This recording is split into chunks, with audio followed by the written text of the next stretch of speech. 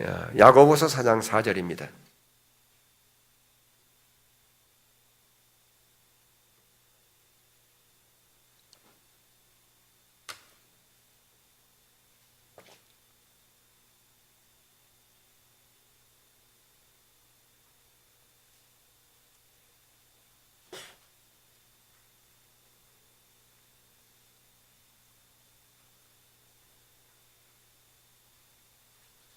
우리 다 찾으셨으면 우리 합독하도록 하겠습니다.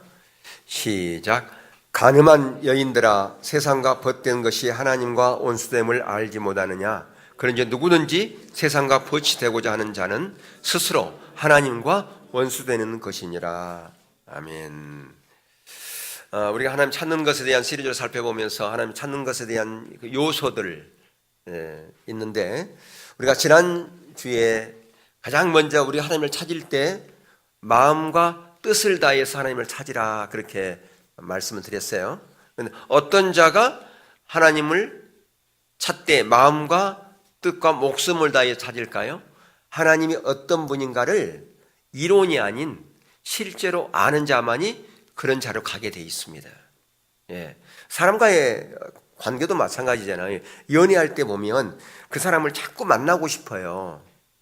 계속 만나고 싶고 전화하고 싶고, 그게 찾는 거잖아요. 왜 그럴까요? 사랑하기 때문에, 그분을 알기 때문에 계속 그 만남을 갖기를 원한다는 거죠. 그러니까 하나님과 우리의 관계에서 마찬가지입니다. 우리가 하나님을 찾아 나갈 때, 하나님을 알 때, 하나님이 어떤 분인가를 실제로 알 때, 그렇게 우리가 마음을 다해서, 목숨을 내 뜻을 다해서 찾아 나가는 것이다. 바로 이처럼 하나님을 찾는 요소의 가장 첫 번째는 우리의 마음을 다해서, 뜻을 다해서, 목숨을 다해 찾아 나가는 것이다. 그런 거 우리가 이미 살펴봤죠, 지난 시간에. 그렇죠? 근데 그렇게 찾아 나갈 때 항상 그러면 얼마나 좋겠어요. 근데 순간 우리가 신앙이 자기 중심으로 가버리면요, 하나님을 잃어버려요. 하나님을 놓쳐버린다, 그 말입니다. 자기 중심으로. 그러니까 사람과의 관계에서도 그렇잖아요. 친구 관계도 어떤 사람하고 이렇게 막 이렇게 친했어요. 그러다가 좀 마음이 변해서 좀 서운한 감이 있어요. 그리고 또 그러다가 다른 사람을 만났어. 그러면 다른 사람에 관심이 있으면 이 사람 찾는 거 못 가잖아요. 근데 중요한 것은요, 정말 하나님은 유일하신 하나님이잖아요. 근데 다른 데 뺏긴다. 그럼 그게 뭐예요? 영적인 간음 아니겠어요? 부부간에도 마찬가지예요. 남편과 아내, 그 사람 관심 가져야 되는데 다른 데 관심 가지면 찾는 것이 소홀해진다, 그 말이에요. 그게 자기중심이에요. 그러니까 그 자기중심을 철저하게 버리지 않고서는 하나님을 찾아 나가는 것에 방해가 되는 것이죠. 또 어떤 부분이 있었습니까? 세 번째가 바로 이렇게 우리가 하나님 아닌 다른 것에 우리의 마음을 뺏겼다면 그게 영적인 간음이니까 그게 잘못되었잖아요. 그러면 그냥 뻔뻔하게 다른 여자 만나고 와가지고 집에 가가지고 꽃 하나 들고 와가 뻔뻔하게 당신 사랑합니다, 그러면 되겠어요? 뭐 해야 되겠어요? 내가 잘못했다고, 내가 이러이러한 것을 했는데 내가 순간 내가 마음을 다른 여자에게 뒀다고, 나를 용서해달라고 뭐 해야 되겠어요? 해야 그 관계가 회복되어지잖아요. 그냥 그대로 두고서 대충 넘어가면 그 문제가 해결되는 게 아니라 그 말이에요. 하나님과 우리 관계도 마찬가지라 그 말이죠. 그렇게 회개하고 나가야 된다. 그래야 하나님을 찾아진다, 그 말이죠. 그리고 네 번째 우리가 하다가 말한 게 뭐냐면 세상을 버려야 된다. 오늘 우리가 본문 말씀에 간음한 여인들아, 세상과 벗된 것이 하나님과 원수됨을 알지 못하느냐 그랬어요. 이 간음한 여인들아, 뭘 얘기할까요? 세상에서 지금 간음한 여인들 그런 얘기할까요? 아니에요. 그걸 말하는 게 아니에요. 뭐냐? 영적인 간음을 얘기하는 거예요. 하나님 외에 다른 것에 우리의 마음을 뺏기는 것을 말한다, 그 말이에요. 왜 그러면 우리는 영적인 간음을 하면 안 됩니까? 우리는 신랑 되신 예수님의 뭐기 때문에, 신부기 때문에, 신부된 우리는, 그러니까 저도 신부고 여러분도 신부예요. 신랑은 누구라고요? 예수님이 신랑이란 말이에요. 예수님이 신랑 되신 그분에게 우리가 영적으로 정결한 그리스도의 신부가 되려면 다른 데 마음을 두면 안 돼요. 세상에 마음을 두면 안 돼요. 세상에 마음을 두면 그게 뭐라고 그랬습니까? 오늘 본문에서 간음이라 그러면 간음. 예. 사람과 관계에서도 그러잖아요. 남편과 아내가 다른 남자나 여자에게 마음을 두고 거기에 마음을 뺏기고 거기에 완전히 정신 팔리고 그러면 문제 있지 않습니까? 마찬가지로 우리가 하나님과 관계에 예수님과 관계에서 신랑에서 예수님께 우리가 온 마음을 드리고 그분을 사랑하려면 정결한 그리스도 신부로 그 신부의 그 모든 것을 유지해야 된다 그 말이에요. 그래야 우리가 영적인 간음의 자리로 가지 않는다라고 하는 것입니다. 그걸 지금 여기서는 얘기하고 있어요. 근데 여기서 세상 사랑은 하나님과 뭐가 된다고요? 원수가 된다고 그러죠. 원수가. 왜 원수가 될까요? 세상은 누가 지배하기 때문에 사단이 지배한단 말이에요. 사단이 지배하는 거기에 우리가 마음이 뺏겨 있어요. 사단의 나라에 내가 도구의 대가 있어요. 그러면 하나님 나라의 왕은 하나님인데 당연히 원수 되잖아요. 여러분 보세요. 어떤 사람이 다른 나라와 내통을 하고 적국과 내통하고 적국의 정보를 빼주고 그런 사람을 뭐라고 그래요? 스파이. 그런 스파이는 잡히면 어떻게 해야 될까요? 역적이잖아요. 역적은 가장 큰 죄로 다스리잖아요. 옛날에 보면 역적이니까 나라를 팔아먹으려고 그랬으니까. 근데 우리가 그런 자리에 있을 수 있다 그 말이에요. 세상 사랑을 하는 것은 사단의 나라에 가치관을 가지고 있는 것이에요. 문화를 가지고 있는 것이에요. 말과 행동 양식이 세상적인 가치관에서부터 온 거예요. 예, 그러니까 세상을 사랑한다는 것은 뭐냐면 가치관 자체가, 생각 자체가 세상의 생각, 세상 가치관 가지고 있고 말과 행동이 세상에 사단이 영향력을 행사하는 거기에 모든 말과 행동을 그대로 하고 있다고 하는 것을 그걸 말하는 거라고 말이에요. 그러니까 우리가 하나님 나라의 백성으로서 하나님 나라의 자녀라면 우리의 생각의 영역, 가치관의 영역이 바뀌어야 돼요? 안 바뀌어야 돼요? 바뀌어야 돼요. 근데 여러분 바뀌는 것에 있어서요. 그 변화가 두 가지 변화가 있는 거 아시죠? 물리적인 변화와 화학적인 변화. 예, 여기 지금 이 나무예요. 이 나무는 물리적인 변화예요. 나무 성질이 그대로 있잖아요. 그렇지 않습니까? 예, 화학적인 변화로 가는 것은 완전히 그 성질 자체가 바뀌어버린 걸 말하는 거라 그 말이에요. 원래 우리는 사단의 나라의 사람이었어요. 근데 그게 완전히 하나님 나라 백성으로 바뀐 거, 이게 화학적인 변화예요. 화학적인 변화는 완전히 모든 게 바뀌기 때문에 말, 행동 양식, 가치관, 그 모든 것들이 사고체계 이게 완전히 바뀌어야 된다는 거예요. 이게 화학적인 변화라는 겁니다.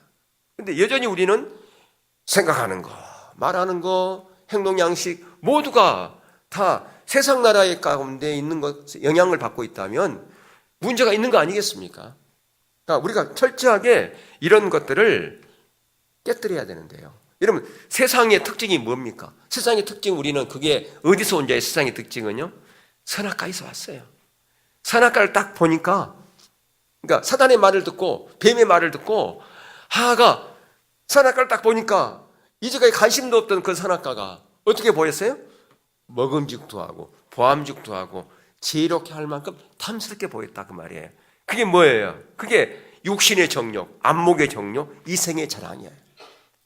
이게요. 여러분, 이생의 자랑은 세상 것들을 통해서 자부심을 갖는 거예요. 자부심을. 세상 것이 어떤 걸, 내가 세상 것에서 자부심을, 내가 남편으로 인해서 자부심을 가져. 그래서 남편이 뭐 잘 됐어. 그러면 기다려지는 것이 있어. 언제? 동창회가 기다려져. 뭐 하려고요? 자랑하려고. 이게 자부심이에요. 내가 집을 새로 좋은 걸 장만했어. 그러면 동창회가 기다려져. 뭐 하고 싶었어요? 자랑하고 싶어가지고. 내가 차를 새로 좋은 걸 뽑았어. 그러면 뭐가 기다려져요? 동창회가 기다려져. 그거 타고 가고 싶어서. 뭐 하려고요? 가서 자랑하려고. 이게 이생의 자랑이에요. 이생의 자랑은 세상 것을 통해서 뭘 갖는다? 자부심을 갖는 거예요. 내 아들이 출세해가지고 뭐 판검사가 됐어. 그러면 뭐가 기다려져요? 동창회가 기다려져. 가서 뭐 하려고? 자랑하려고. 이게 이생의 자랑, 세상 사랑의 특징이다 그 말이에요. 그래서 요한일서 2장 15절에 17절에서 이렇게 말씀해요. 한번 읽어볼까요? 시작. 이 아모스가 나와요? 요한일서 2장 15절에서 17절 없나요? 예. 자, 제가 읽겠습니다. 이 세상이나 세상에 있는 것들을 사랑하지 말라. 누구든지 세상을 사랑하면 아버지 사랑이 그 안에 있지 아니하니. 뭐가 있지 않다고요? 아버지의 사랑이 있지 아니하니. 이는 세상에 있는 모든 것이 육신의 정욕과 안목의 정욕과 이생의 자랑이니 다 아버지께로부터 온 것이 아니요 세상으로부터 온 것이라. 이 세상도 그 정욕도 지나가되 오직 하나님의 뜻을 행하는 자는 영원히 그 안이니라. 이런 보세요. 육신의 정욕, 안목의 정욕, 이생의 자랑 다 지나갑니다. 언제 지나갈까요? 우리가 이 세상을 작별하는 그날, 그 모든 것들은 다 지나가 버립니다. 근데 뭐는 영원히 남을까요? 하나님의 뜻은 영원히 남아요. 예, 하나님의 뜻을 붙잡고 나가야 돼요. 예, 우리가 하나님을 찾아야 됩니까? 하나님의 뜻을 알기 위해서 찾는 거예요. 하나님의 목적 가운데 우리가 동참하게 찾는 거라 그 말이에요. 그래서 이런 하나님과 원수된 것 우리는 더 이상 붙잡고 살지 말아야 된다 그 말이에요. 하나님이 기뻐하는 것 그 자리로 가야 되잖아요. 우리는 다 알고 있어요. 그러나 그 자리를 못, 그래서 하나님 은혜를 구하는 자를 가야 되고, 그것 때문에 고민하고, 그것 때문에 발버둥 치고, 그것 때문에 기도하는 자로 가고, 그것 때문에 말씀을 찾되 그 말씀에서 내가 단순히 새로운 정보 얻기 위해서 말씀 보지 말고 그 말씀에 하나님 뜻이 뭔가를 발견하여 거기서 내 삶을 전환하여 화학적인 변화가 되는 그 자리로 가기 위해서 말씀도 보고 기도도 보고 하나님의 찾는 대로 가야 된다 그 말입니다. 더 나아가서 우리는 형식적인 모든 것들을 다 버려야 돼요. 형식적인 신앙, 형식적인 예배, 형식적인 경배, 형식적인 기도, 이거 모든 것 다 버리라 그 말입니다. 우리는 대표기도 않잖아요. 예전에 대표기도 보면 그냥 보여주기 기도를 하는 것 같아. 하나님께 하는 것보다도 누구에게, 사람들에게 보여주기 위한 기도를 하는 경우도 있어요. 그러니까 이게 다 형식적인 기도잖아요. 형식적인 신앙, 사람들에게 보여주기 위한 거, 그게 아니라는 거예요. 예배는 누구에게 드리는 겁니까? 하나님께 드리는 거죠. 우리의 신앙은 하나님 중심적이다. 우리 다 알고 있어요. 근데 너무나 많은 경우에 자기 중심적인 신앙 가운데 생활하는 사람이 너무 많이 있다는 거죠. 왜 그럴까요? 형식적인 자리에 있기 때문에 그렇다. 이 형식적인 게 뭐냐면 이게 바로 거짓 신앙을 말하는 거예요. 자, 우리가 십자가 복음 책을 보면 1권이 7과까지 있어요. 7과. 여기 7단원까지 있어요. 아세요? 예. 거기 보면 2단원, 3단원이 거짓 신앙에 대해서 나와요. 이 두 단원을 거짓 신앙에 대해서 할애하고 있다니까요. 왜 그럴까요? 거짓 신앙이 있으면 참 신앙 가운데 있을 수 없기 때문에. 아까 제가 강고 시간에 그랬잖아요. 가장 협의의 복음은 십자가 복음인데 그 십자가 복음 책에 다 있어요. 협의에. 근데 거기에 가장 먼저 뭘 얘기하고 있던가요? 신앙의 본질이 나오잖아요. 신앙이 뭔가? 그러니까 그것을 도표로 그리면 그래요. 여기 십자가가 있잖아요. 십자가. 이 십자가가 이렇게 돼 있잖아요. 그죠? 돼 있는데 우리 신앙은 종적인 면이 있고 행적인 면이 있어요. 분류할 수 있어요. 종적이다. 그러면 이게 무슨 얘기예요? 우리 신앙은 관계의 영역이 있고 무슨 영역이 있어요? 삶과 사역 영역이 있어요. 우리 신앙은 두 영역이에요. 삶의 영역과 사역 영역은 아래쪽이에요. 이게 관계의 영역이에요. 관계의 영역 가운데 있어야 우리의 삶과 사역이 나와요. 다시 말하면 우리 신앙의 참다운 열매는 하나님과 관계 가운데 있지 않으면 우리의 모든 삶은, 우리의 사역은 다 헛된 것이다 그 말이에요. 왜? 하나님께로부터 오지 않았기 때문에 그렇다는 거예요. 그래서 이 삶의 영역에, 이 관계의 영역을 우리는 이렇게 부르잖아요. 하나님과 친밀한 교제. 그러죠? 예, 이 친밀한 교제, 여기서 두 가지 중요한 것이 있어요. 하나님을 뭐 하는 거? 아는 거, 하나님을 사랑하는 거. 하나님을 알되 그분을 인격적으로 실제로 아는 것. 사랑하는 것도 전 존재로 사랑하는 것. 그렇지 않습니까? 이게 있어야 거기서부터 삶과 사역이 가능하다니까요. 이 삶과 사역을 우리는 다른 말로 뭐라 부르느냐? 하나님의 행하심을 보고 온 사람으로 동참하는 것이다. 그렇게 얘기를 하잖아요. 그런데 그것을 두 가지로 우리는 온전한 신뢰, 안전한 믿음, 또는 안전한 신뢰, 온전한 믿음, 이렇게 얘기할 수 있어요. 이게 종적으로 우리 신앙을 얘기하는, 행적으로는 뭡니까? 이게 신앙의 본질이에요. 오른쪽에 있는 게 뭐예요? 의식이단 말이에요. 의식. 근데 지금 형식적인 신앙이 뭐냐 하면 이 의식이 본질을 대신해 버렸어요. 의식이 뭔데요? 지금 예배드리잖아요. 기도, 헌금, 이 모든 것이 의식인데 이 의식이 본질을 대체해 버린 게 뭐예요? 이게 거짓 신앙이라고, 형식적인 신앙이란 말이에요. 이론이 실제를 대신해 버려요. 교리가 인격체를 대신해 버려요. 가르치는 것이 사는 것을 대신해 버려요. 의식이 본질을 대신해 버려요. 이게 바로 형식적인 신앙, 율법주의 신앙이라고 말입니다. 그러니까 이 율법주의 신앙 가운데 있으면 내가 지금 어느 자리에 있는지 몰라요. 요한복음 3장 37절 38절에 보면 예수님께서 유대인을 향해서 너희들은 하나님을 모른다 그랬어요. 하나님을 모른다. 근데 그 하나님 모른다는 말을 세 가지로 쓰고 있잖아요. 첫 번째가 뭔지 아세요? 하나님의 음성을 듣지 못했다. 하나님의 영광을 보지 못했다. 우리말 성경에 하나님의 형용이라 되어 있는데 그 원래 원어는 영광이 하나님의 영광이에요. 영광은 뭐냐? 하나님의 성품을 경험하는 거예요. 하나님의 성품을. 그러면 하나님의 성품은 헬라어나 히브리어 단어가 있다고 그랬어요? 없다고 그랬습니까? 없다고 그랬죠. 그러면 하나님의 성품을 뭘로 표시하던가요? 뭘로요? 여러 번 얘기했는데 또 아는 사람이 이렇게 없어요. 하나님의 성품을 뭘로 표현한다고 그랬어요? 지금 제가 한 10번은 얘기한 것 같은데. 뭘로? 하나님의 성품을. 이름으로 여호와 이레, 여호와 라파, 여호와 니시, 모리아 산에서 아브라함이 어떤 하나님을 경험했어요? 여호와 이레 하나님을 경험했지 않습니까? 이게 경험하는 거예요. 이게 하나님의 영광을 본 거예요. 이게 거기서 벌써 하나님을 경험해서 거기서 이게 하나님의 영광을 경험한 거라고 말이에요.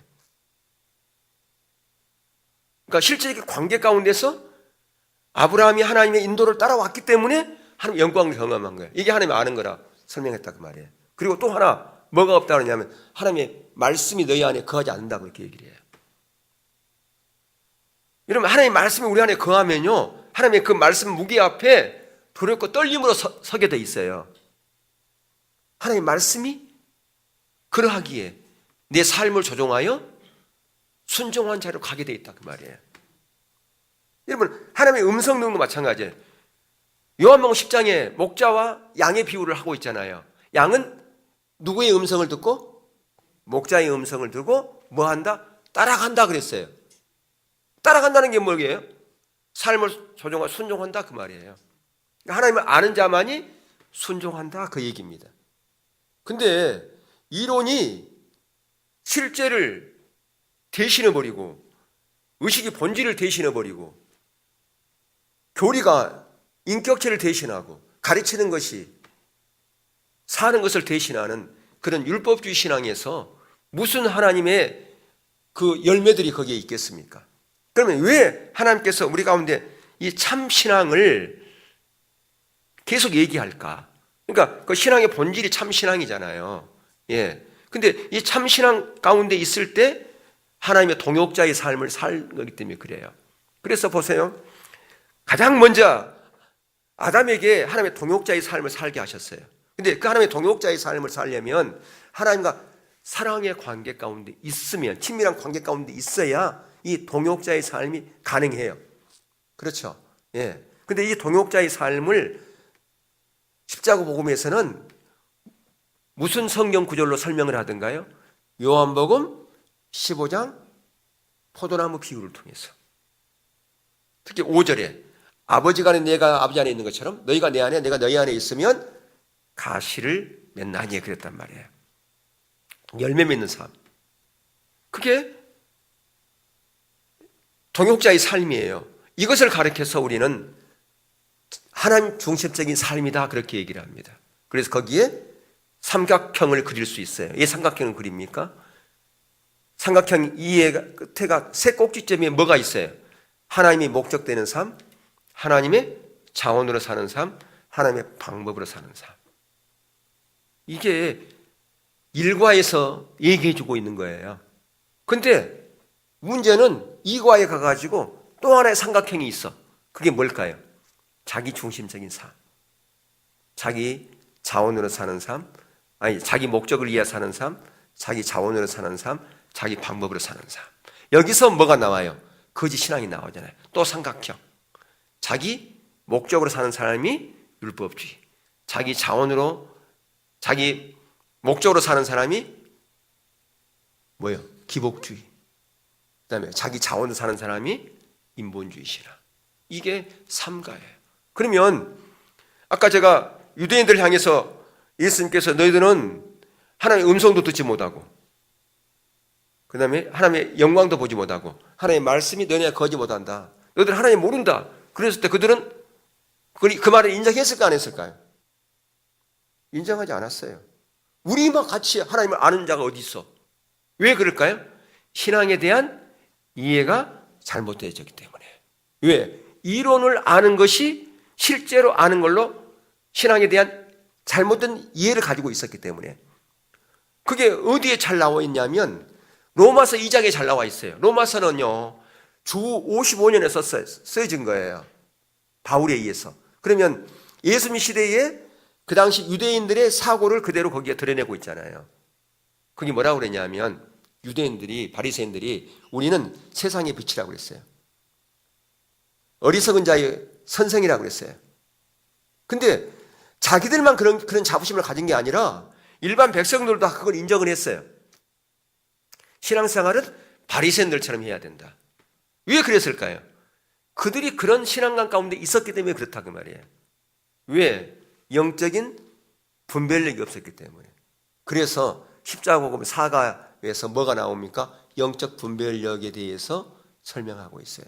영적 분별력이 없으니까 이들은 거짓 신앙 가운데 있었음에도 불구하고 몰랐다 그 말이에요. 그래서 아모스 7장 7절 하나님의 다림줄 영적 분별력에 대해서 얘기를 하고 있잖아요. 그러면 우리가 참다운 신앙으로 가려면 그럼 어떻게 해야 되느냐? 그래서 5과에서 다시 하나님을 아는 것에 대해서 나오는 거예요. 하나님을 알아야 된다. 그래서 하나님을 아는 것은 관해서 아는 것과 실제로 아는 건 다르다. 그렇게 얘기를 하고 있잖아요. 그리고 6과에서 뭐가 나와요? 하나님을 사랑하는 것. 7과에서 하나님 얼굴을 구하는 것. 근데 이 모든 것이 되어지려면 하나님의 얼굴을 구해야 된다. 하나님을 찾아야 된다. 그 말 하나님을 찾아요. 하나님을 찾지 않고서는 이 복음이 실제가 되지 없고 우리 가운데 진정한 하나님의 유업이 주어질 수 없고 하나님의 열매가 주어지지 않는다 그 말이에요. 이렇게 찾아 나갈 때 거기에 하나님의 유업이 있고 열매가 있는데 그게 바로 우리의 삶이요 우리 사역이다 그 말이에요. 그래서 이권에서 삶과 사역에 대해서 얘기하고 있잖아요. 가장 먼저 은혜에 의한 삶, 말씀과 말씀에 의한 삶, 성령에 의한 삶, 십자가에 의한 삶, 믿음에 의한 삶 그게 나오잖아요. 네. 그러니까 우리가 이런 십자가 복음 성경 공부를 우리가 하는 목적이 있어요. 복음이 실제가 되어져서 이 말세지만에 하나님께 우리 가운데 주시려고 하는 놀라운 십자가 복음의 유업을 우리가 실현하기 위해서 그것이 다른 사람 것이 아니라 내 것이 되어지는 그런 삶을 살기 위해서는 철저하게 어디에 써야 된다? 복음에 써야 된다. 그 복음에. 그러면 그 복음이 뭐냐? 그 십자가 복음이 뭐냐? 그걸 알아야 되잖아요. 그걸 알아야 내가 그 복음 위에 설 뿐 아니라 하나님께 주시려고 하는 그 참다운 열매를 내가 정치하고 그 유업을 실현하는 자리로 가게 되는 거죠. 철저하게 그래서 하나님의 유업, 이 유업은 십자가 복음에만 주어집니다. 참다운 신앙 가운데만 주어진다라고 하는 거예요. 그래서 아모스 4장 5장 4절에서 6절 아까 여기 띄워줘 봐요.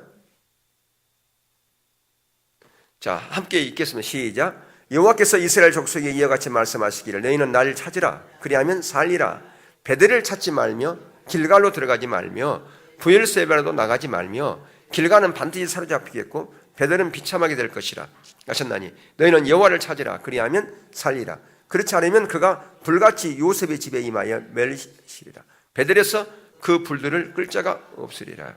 예, 여기 지금 여기서 얘기하는 베델은 하나님을 찾는 곳이었어요. 하나님 제사 지는 곳이었어요. 예배드리는 곳이었어요. 근데 그거 가지 말래.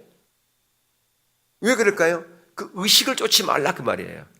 의식 가운데 있지 말고 실제 여호와를 찾아 나가라 그 말이에요. 너희들 가서 아무리 예배를 드리고 거기서 짐승을 드리고 많은 헌신을 하는데 무슨 의미가 있냐 그 말입니다. 하나님 안 찾으면 우리가 교회에 나와서 예배 드리고 오늘 내가 주일 예배 드렸다. 그 예배 드린 게 무슨 의미가 있냐가 하나님 안 찾으면 하나님 만나지 않으면 무슨 의미가 있냐 그 말이에요. 지금 오늘 주일이니까 예배 드렸다고 주일 성수했다고 하나님을 안 찾았으면 하나님 안 만났으면 그 찾는 그 주일 성수가 무슨 의미가 있냐? 아예 가지 마라 그 얘기예요. 본인들은 예배했다고 생각할지 모르지만 그게 우상인 것을 기억해요. 우상. 여러분 우상이 다른 게 우상이 아니에요. 하나님을 찾지 않고 다른 것에 마음이 뺏기면 우상인 거예요. 내가 오늘 주일 성수했어. 그것을 내가 믿으면 그게 우상인 거예요. 그래서 에레미야 7장 4절에 에레미야 선지자가 예배드려 가고 있는 유다 백성들 앞에서 뭐라고 그랬어요? 이 성전이 하나님의 성전이라는 거짓말을 믿지 말라고 그랬어요. 그들이 그 성전에 뭐하러 갔어요? 하나님 찾으러 갔어요? 하나님 만나러 갔어요? 아니에요. 그냥 의식하러 간 거예요. 여러분 놋뱀 아시죠? 놋뱀이 그 광야에서 불뱀이 그들이 범죄해서 불뱀이 그들을 막 물어 죽였을 때 하나님께서 처방을 내렸어요. 뭐냐? 놋뱀을 만들어서 장대위에 높이 들려라. 그리고 그걸 보는 자는 다 치료받을 것이다. 예, 그러니까 그 놋뱀은 살리는 도구였단 말이에요. 근데 이제 이게 나중에 문제가 됐어요. 이게 우상이 됐어요. 사람들이 그 놋뱀을 우상으로 삼는 거예요. 그 놋뱀 앞에서 기도하면 뭐 문제가 이뤄질 거로 생각했단 말이에요. 그래서 나중에 히스기야 왕은 그것을요 다 부숴버렸어요.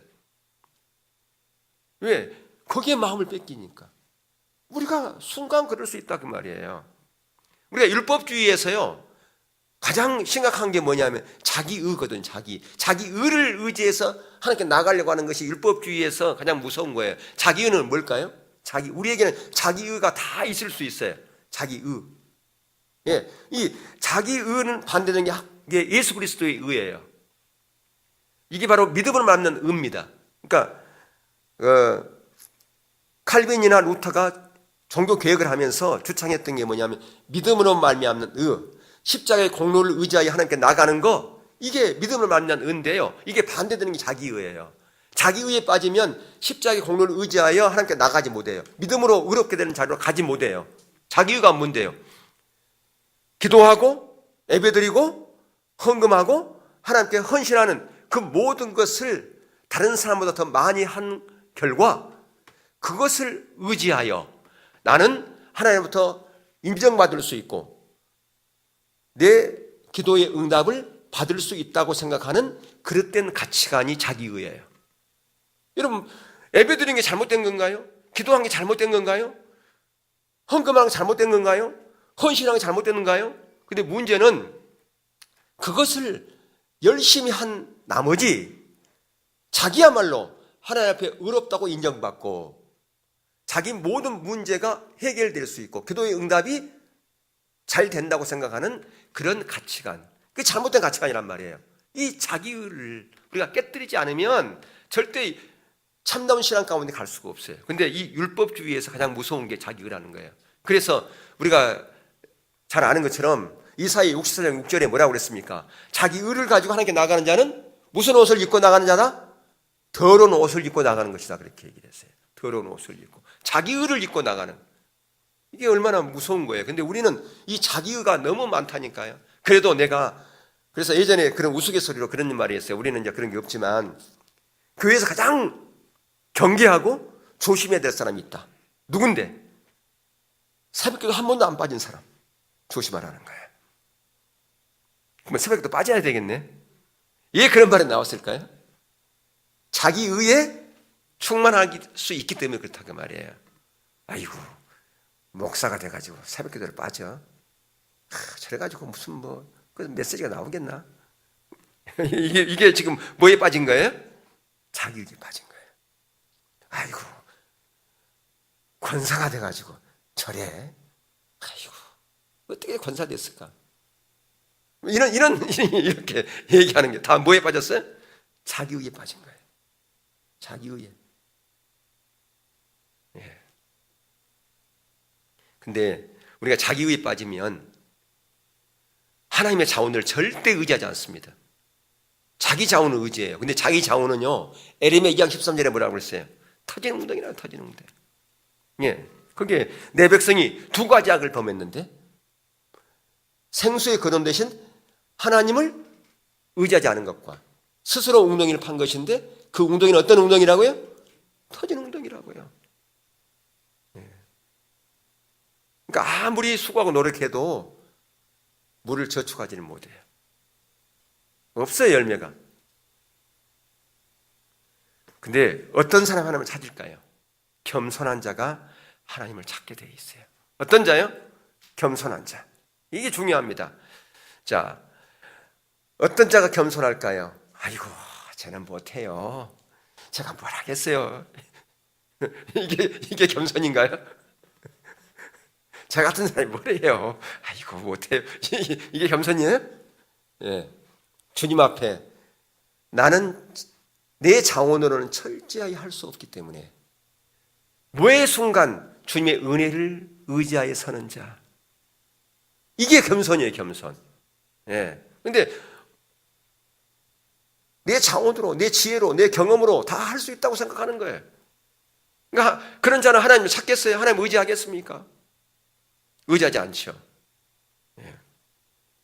여러분, 베드로전서 5장 5절에 보면 하나님께서 어떤 자에게 은혜를 주신다고 그랬어요? 겸손한 자를. 그리고 교만한 자를 뭐 하신다? 대적하신다고 그랬어요. 교만한 자를 대적하시고 겸손한 자에게 은혜를 베푸신다.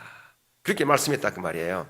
근데 이렇게 겸손한 자가 하나님을 찾는데 스바냐 2장 3절을 한번 볼까요? 스바냐 2장 3절. 예. 혹시 없나? 스바냐 2장 3절. 또요? 시작. 여호와의 규례를 지키는 세상의 모든 겸손한 자들아, 너희는 여호와를 찾으며 공의와 겸손을 구하라. 너희가 혹시 여호와의 분노의 날에 숨김을 얻으리라. 자, 보세요. 겸손한 자가 하나님을 찾게 돼 있는데 이렇게 하나님을 찾으면 분노의 날 뭐 한다고요? 보호받게 된다 그 말이에요. 실제로 그랬어요. 여러분, AD 70년에 예루살렘이 로마에 의해서 철저하게 파괴됐지 않습니까? 근데 그때 믿는 사람들은 다 피신했어요. 어떻게 그렇게 됐을까요? 하나님을 찾는 자리에 있었기 때문에 하나님의 의도와 목적을, 하나님의 계획을 다 알고 있었기 때문에 그들이 인도함을 받아서 다 그 멸망의 자리를 피할 수 있었다 그 말이에요. 아멘. 예, 이게 하나님의 은혜죠. 그러니까 은혜 받을 만한 자리에 있어야 하나님의 은혜가 우리 가운데 실제가 되는 거예요. 그냥 하나님의 은혜는 항상 우리 가운데 주어져 있어요. 하나님의 은혜는 항상 우리 가운데 있어요. 근데 내가 은혜 받을 만한 자격이 돼야 돼요. 그런 자리에 있어야 된단 말이에요. 그런 자격은 뭐냐? 겸손한 자예요. 겸손한 자는 하나님 뭐 하게 돼 있다? 찾게 돼 있다 그 말이에요. 예. 여러분, 왜 찾습니까? 하나님을 왜 찾아야 되는가요? 하나님을 왜 찾아야 돼요? 예? 얘기해봐요. 틀려도 좋으니까. 만나기 위해서, 그렇죠. 알기 위해서, 만나기 위해서. 다 정답. 잘하신다니, 이렇게. 권사님들 잘하시네. 하나님을 왜 찾는다고요? 만나기 위해서. 만나야 하나님의, 그러니까 왜 만납니까? 왜 만나요? 여러분, 다른 사람과 이렇게 왜 만나는가요? 거래처 사람과 왜 가서 만나는가요? 상대방의 요구 조건을 알기 위해서 만나죠? 마찬가지로 왜 우리가 하나님을 만나요? 그분의 의도와 목적을 알기 위해서 만나는 거라 그 말입니다. 그러면 왜 하나님의 의도와 목적을 왜 알아요? 하나님은 이 시대를 향한 하나님의 이런 계획을 갖고 있대. 정보를 알기 위해서 아는 겁니까? 그렇죠. 삶을 조종하여 순종하기 위해서 아는 것이죠. 그죠? 아멘? 자, 그러면 왜 순종합니까? 그럴 때 거기에 뭐가 있으니까? 하나님의 열매가 맺히기 때문에. 순종해야 열매가 있는 거예요. 하나님의 역사는 순종해야 하나님의 일들이 일어나는 거예요. 그게 바로 하나님의 유업이 실현되는 거라 그 말이에요. 그러니까 하나님의 유업의 실현은 이런 과정을 통해서 하나님의 유업이 실현되어지는 거라 그 말이에요. 감나무 밑에서 감 떨어지기를 그냥 누워서 가만 바라보고 쳐다만 보고 있다고 해서 되는 게 아니라 그 말입니다. 이런 과정을 통해서 하나님의 유업이 우리의 삶에서 실제가 되고 실현되어진다라고 하는 겁니다. 이게 바로 복이죠. 축복. 아멘? 예, 이게 복 아니겠습니까? 그래서 철저하게 우리 가운데 세상적인 자원 깨뜨려야 됩니다. 세상적인 자원을 여전히 붙들고 있으면 절대로 우리가 하나님께 나아가지 못해요. 아까 예배를 30분에 마치라 그랬는데 25분이네. 예. 여러분 근데 이사야서 31장 보면 31장 1절 한번 띄워줘 보세요. 자, 거기 보면 31장 1절 어떤 분들이 그랬어요. 요즘 설교가 너무 짧다고 좀 길게 해주면, 원래 우리 길게 했어요. 예전에 우리 2시간 예배 드렸잖아요. 너무 설교가 너무 짧다고 좀 길게 하면 안 되겠냐고 막 그래가지고 제가 요즘 와서 길게 하는데, 예전에 우리 2시간씩 예배 드렸어요. 포도나무 교회는 몇 시간 드려요? 3시간 반. 주일날 3시간 반 드려요, 그 예배. 자, 31장 1절 한번 보세요. 시작. 도움을 구하려 애굽으로 내려가는 자들은 화 있을진저 그들은 말을 의지하여 병과 많음과 마병의 심히 강함을 의지하고 이스라엘의 거룩하신 일을 앙모하지 아니하며 여호와를 구하지 아니하니. 이 보세요. 하나님을 구하지 않는, 하나님을 찾지 않는 자들은 반드시 세상 자원을 의지하게 돼 있어요.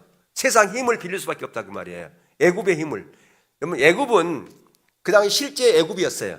그러나 요한계시록에 보면 애굽은 뭘 상징하던가요? 세상을 상징하고 있는 거예요. 예. 그래서 그 30장에 보면 그렇게 애굽의 그늘에 피하려 한 애굽, 근데 너희들이 나한테 묻지도 아니하고 그렇게 했다, 그렇게 돼 있어요. 30장 1절에 3절 보면.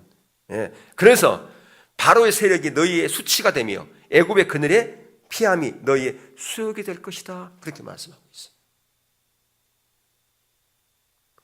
세상을 사랑함의 결과다 그 말이에요. 수치를 당하게 됐다 그 말이에요. 근데 이 교만의 전형적인 한 열매는 안일함이에요. 안일함. 바로 라오데 교회가 바로 안일함이 있었어요. 우리는 부야에 부족함이 없다. 모든 게 잘 되면 안일함 가운데 빠져. 세상적인 것을 의지했는데 잘 됐어. 그러면 봐라, 하나님 의지 않고도 얼마든지 잘 될 수 있지 않느냐. 그래서 이 안일함에 빠져요.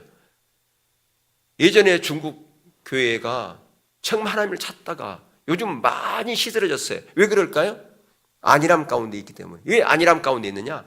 모든 게 다 풍족한, 우리가 풍족한 삶을 살면 살수록 하나님의 은혜를 더 의지하여 내가 이렇게 된 것은 전체 하나님의 은혜입니다라고 감사한 자로 가야 되는데, 당연한 것을 여기거든요. 왜 당연한 것을 여기냐? 내가 했다고 생각하기 때문에. 다른 사람이 어떤 일들이 이루어진 걸 보면서 참 대단하십니다. 믿음이 얼마나 좋으면 이런 일들이 일어날까요? 참 좋겠습니다. 아니야, 이건 내가 한 게 아니고 하나님이 하셨어. 근데 자꾸 그런 얘기를 들으면 당연한 것으로 여겨. 그래서 감사가 없어. 그러면 나도 모르게 안일함 가운데 빠져버린다 그 말이에요. 하나님을 의지하지 않아요. 그러니까 우리 가운데 정말 조심할 게 뭐냐면 안일함이에요. 특별히 우리가 모든 것이 다 잘 되고 그럴 때, 예전에 보세요. 예전에 보면, 지금부터 얼마인지 모르겠는데 제가 군 생활할 때 제 대입 때 한번 생각 보면 우리 사단에 자가용 갖고 있는 사람이 딱 2사람이 있었어요. 한 사람은 법무참모였어요. 법무관. 그 사람이 자가용 하나 있었어요. 뭐냐? 포니2. 그래가지고 우리 중대 그 운전 잘하는 친구 있는데 맨날 빌려달라고 서울 가면 그 빌려달라고 그랬어요. 그래서 내가 한번 서울 갈 때 그 차 빌려갔거든요. 포니2. 아주 오래전 얘기입니다만은. 그랬어요. 근데 지금은 하사들도 다 자가용 있어. 하사들도. 그만큼 뭐예요? 우리가 경제가 성장했지 않습니까? 그런데 문제는 이렇게 하나님께서 축복을 했으면 이것이 당연한 것으로 여기지 말고 하나님께 은혜로 되어졌다고, 내가 한 게 아니라고 하나님께 모든 걸 돌려야 되는데 당연한 것을 여기고 감사하지 않으면 이런 안일함에 빠져버린다니까요. 이 안일함 가운데 있는 것이 정말 우리가 하나님을 찾지 않는 적이란 말이에요. 그래서 나의 나된 것은 전적인 하나님의 은혜입니다. 어떤 분 하나님께 은혜 주시면 이게 내가 그런 게 아니라 하나님께서 하신 겁니다. 철저하게 하나님께 모든 걸 돌리고 낮아진 마음으로, 겸손한 마음으로 서야 된다고 말이에요. 그래야 하나님과 관계가 회복되지는 자로 간다라고 하는 것이에요. 하나님은 우리의 행동의 소리를 듣기 때문에 그래요. 내가 아무리 하나님 사랑합니다, 하나님께 영광을 돌립니다, 하나님만이 나의 주님이다 입술로 고백한다 할지라도 내 삶의 행동 양식은 여전히 세상적인 가치관과 말과 행동 그대로 하고 있다면 그것은 하나님께 온전치 않는 거라고 말이에요. 원하기는 우리의 어떤 삶의 행동, 말하는 것은 여전히 우리가 불신자들과 똑같은 그런 가치관으로 세상 사랑 가운데 있으면서 우리가 입술로 주님 주님 한다고 해서 하나님께 그 고백을 받겠냐 그 말입니다. 하나님은 우리 중심을 보시고 우리의 행동의 소리를 들으시는데 원하기는 우리가 그런 자리로 가서는 안 돼요. 말라기 시대에 보세요. 말라기 시대는 말라기서 1장 12절 13절을 보면 거기 보면 그런 말이 있어요. 하나님께 제사장들부터 먼저 뭐 했느냐? 더러운 걸 하나님께 드렸어요. 근데 그들은 더러운 거 드렸다고 생각하지 않았어요. 병든 거, 눈먼 거, 쓸모없는 거 어차피 불에 태울 건데 하나님께 드리자. 그렇게 했단 말이에요. 그러니까 뭐까지 없어요. 그 에레미야 시대나 예수님 시대에는 그래도 의식은 있었어요. 본질이 없었지. 근데 말라기 시대에는 뭐까지 없어져 버렸어요, 이제? 의식까지 없어져 버렸단 말이에요. 그래서 어떤 사람이 오늘날 이 시대를 진단할 때 본질도 없고 뭣도 없고 의식마저도 없는 그런 시대가 오늘날의 시대다. 지금 말라기 시대로 가고 있다. 그렇게 진단을 하고 있다. 그 말이에요. 과연 우리가 오늘 말씀 앞에서 정직하게 나는 과연 본질 가운데 서 있는가? 그리고 나는 과연 그 본질을 담을 만한 의식도 있는가? 이러면 의식도 중요한 거예요. 이 컵이 깨져 있으면 이 물 못 담습니다. 근데 우리가 의식마저 없어. 근데 무슨 본질을 담겠습니까? 의식마저도 없는데 컵이 깨져 있어. 잘못된 의식을 가지고 있어. 근데 어떻게 물이 담게 다 흘려버리죠. 과연 나는 본질을 담을 수 있는 의식마저 없는 그런 자리에 있는가? 우리가 봐야 된다 그 말이에요. 근데 나는 의식은 없는데 본질은 있어. 그게 가능합니까? 절대 불가능합니다. 이게 유리가 깨졌어. 본질 담을 수 있어요, 없어요? 의식이 잘못됐다 그러면 그것은 본질이 아예 없는 거예요. 담을 수 없기 때문에. 근데 나는 의식은 없는데 본질은 있어. 그게 가능하냐 그 말이에요. 불가능하죠. 나는 컵은 없는데 물을 담고 있어. 그게 가능하냐 그 말이에요. 불가능하죠. 그래서 이러한 안일함 가운데 있는 자들 하나님께 징계하셔도 그들이 모릅니다. 왜 모를까요? 안일함 가운데 내가 지금 영적으로 병들어 있기 때문에 그래요. 뭐 얼마 전 국회의원이 뭐 한센병 뭐 얘기를 해가지고 그랬잖아요. 하나님은 계속해서 우리 가운데 돌이키라고 말씀하세요. 예. 거기 보면 스바냐 3장 7절에 보면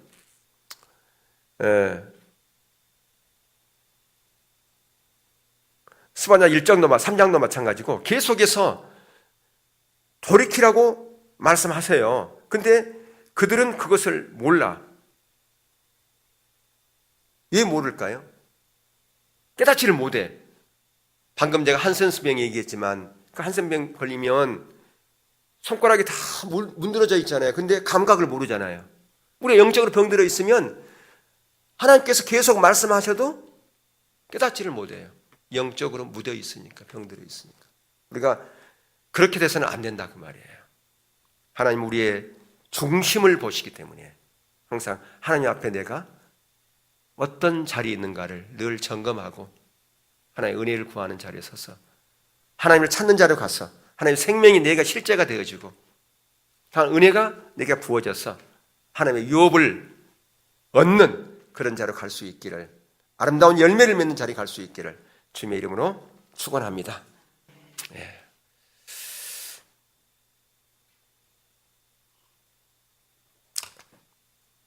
호세아서 한 장만 읽을게요. 10장 12절 한번 띄워줘 보세요. 호세아 10장 12절. 자, 날마다 우리가 해야 될 일이 있어요. 너희가 자기를 위하여 공의를 심고 인애를 거두라. 너희의 묵은 땅을 기경하라. 지금이 곧 여호와를 찾을 때니 마침내 여호와께서 오사 공의를 비처럼 너희에게 내리시리라 그랬어요. 뭘 기경하라고요? 묵은 땅을 기경하라. 여호와가 지금 우리 가운데 하나님의 놀라운 은혜를 비처럼 부어줄 때다. 근데 기경하지 않으면 거기에 비를 아무리 내려도 거기에 곡식이 자라지가 않아요. 딱딱한 땅 위에, 그렇잖아요. 봄에 땅을 기경해야 거기가 비가 와서 농사를 지을 수 있잖아요. 지금 우리의 묵은 땅을 기경할 수 있기를 축복합니다. 아멘.